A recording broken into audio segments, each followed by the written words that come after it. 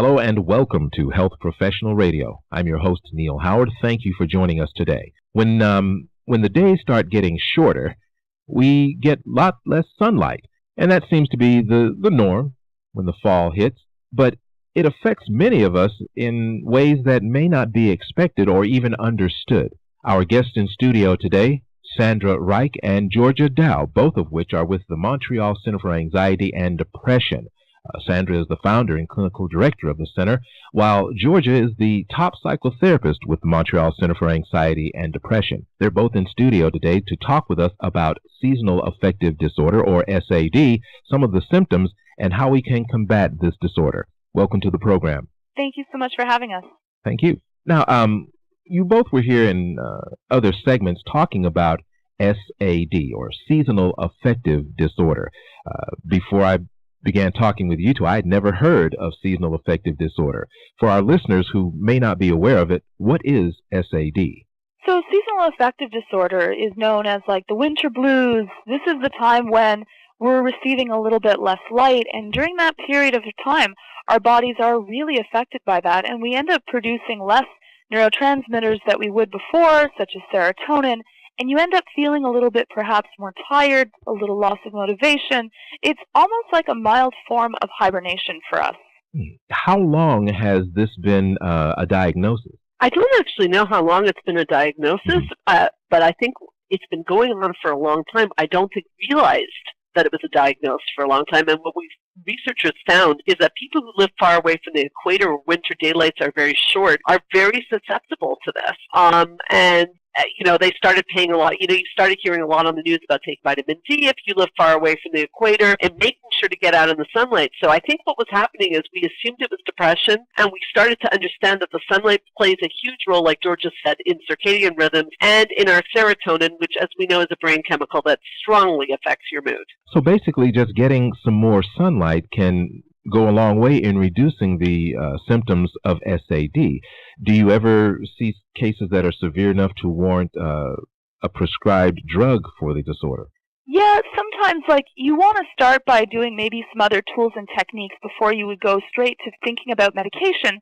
But of course, if you are suffering greatly from this, and it's something where you can't get out of bed, and your quality of life is greatly reduced, yes, there are definitely some antidepressants that can work exceptionally well to help you be able to handle this and feel more comfortable. Do you find that there are many misdiagnoses before you finally hit upon SAD? Well, definitely if your practitioner is not aware of SAD, I think that you have to make sure that you're speaking to someone who is versed in the psychological challenges that show up for people, because it's not only that the practitioner is missing it, it's that SAD mimics a lot of the symptoms of clinical depression. So, again, you have to make sure that you're being very curious.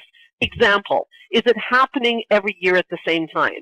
That's a big clue, because the symptoms are going to be similar to depression. So how would we know? Well, if it keeps happening at the same time of year, sometimes, for example, eating a lot of carbohydrates is very typical in SAD, is wanting to overeat and eat those, comfort foods. You want to give your practitioner as much information as possible. And then the practitioner's job, of course, is to be very, very curious about what could be possibly going on. Going out and getting a light box when you have SAD, even if you're misdiagnosed and you have depression, it's still going to help you. Getting light in your eyes is only going to help you. As I've mentioned to you, Neal, I have a light box. I don't have SAD, but I live in Montreal. There's not a lot of sunlight in the winter, and I find it helps me enormously. Now, Sandra, both you and Georgia have produced a series of videos dealing with stress and anxiety. Well, Georgia and I got very excited about the fact that the treatment for anxiety and depression is so incredibly effective. We've treated thousands of people, and they get better almost immediately. And so we thought, well, what about people who, A, there's stigma to come into the office, or B, are not in Montreal, and they want to get help for their anxiety and depression. And we decided to put the sessions actually on DVDs to make it accessible for everyone. And the response has been enormous. I mean, anxiety is the number one mental health issue in North America. So people are really struggling with this. And the best news of all is that with learning some strategies, boy, it can really change almost immediately. So that's basically how the video series works. And we started doing some specialty series on things like sleep, parenting, boundaries, and so on and so forth, just to help people live their best lives. And I think it's a really important thing to note is that, we deal with a lot of different other practitioners that may have heard about these symptoms but want to be better at diagnosing it and understanding what exactly is anxiety versus depression versus seasonal affective disorder. And so I think that it's great also as a learning tool so that people will understand a little better and then they'll be able to see it a little more easily when it comes into your office. So true. You mentioned physicians better understanding SAD. What type of response have you gotten from practitioners when they see your videos and learn of some of the techniques that you use to better diagnose the disorder? Well, they're really happy to be able to have different tools and tips to be able to see what could this be, because you really want to be able to help all of the patients that come into your room so that they feel more comfortable. And anxiety and depression is often first seen by your physician. Rarely will it be a therapist. Usually someone will come in. And so a lot of doctors are happy to be able to say, you know what, I think that there might be something else that's happening here. And it gives you some more tools and tips in being able to help people when they come in. Do these videos address family members and how to get a support group around you? Well, I guess they do indirectly because, again, like Georgia said, and what I was about to say to you, is that treating anxiety and depression really requires a specialist. It's a real special section of psychotherapy. So the videos really give that angle, and that's why the doctors appreciate it. And I think the family members also appreciate it. It's because they don't always know what they're dealing with. So if a family member were to watch the video, they'd go, oh my God, that's what's going on with Johnny. I get it now. Because the symptoms are we clearly go through them, and we clearly go through the strategies. And we also talk about how not to enable a family member, because it's easy when you care about someone to try to protect them from the thing they're nervous about or scared about or depressed about, and that does not work well at all. And where can we get some copies of these videos?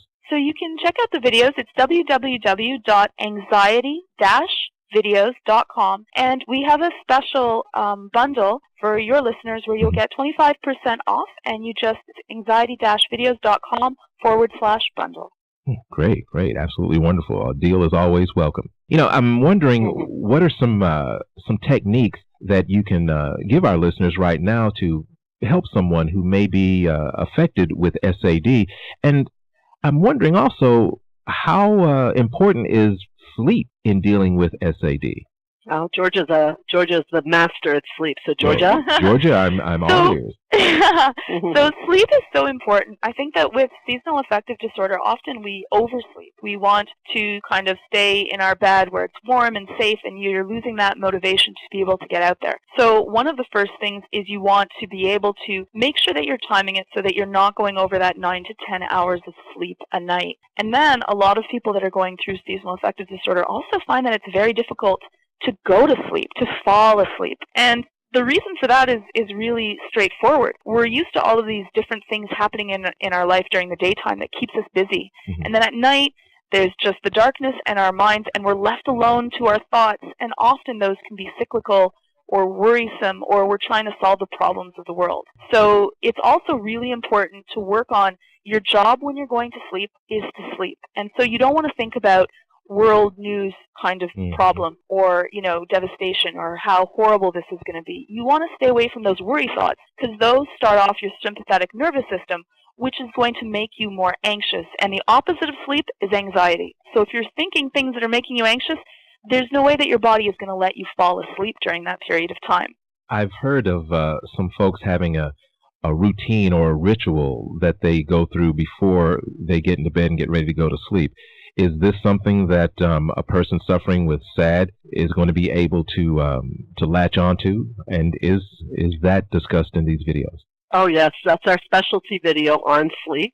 And it's called Sleep Hygiene, actually, what you're referring to. And there is a series of strategies that are very important to do for all of us to get a good night's sleep, definitely someone suffering from SAD. And like Georgia said, not to sleep too much and not to sleep too little. There's so many important things that go on in the brain when you're sleeping, but there's so many misconceptions about what to do before we go to sleep. A small example is people say take a hot shower before you go to sleep. Actually, a hot shower an hour before you go to sleep is a good thing because it's actually as your body cools down that sleep will come on to you.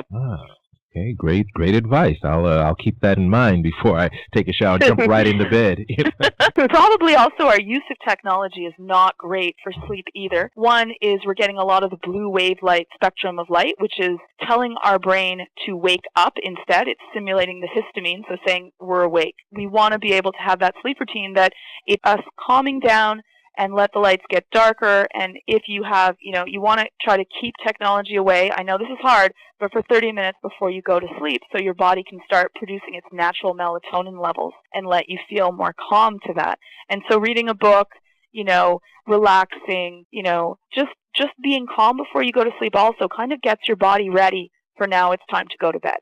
And in wrapping up, where can our listeners go and get more information about SAD or seasonal affective disorder, the Montreal Center for Anxiety and Depression as well?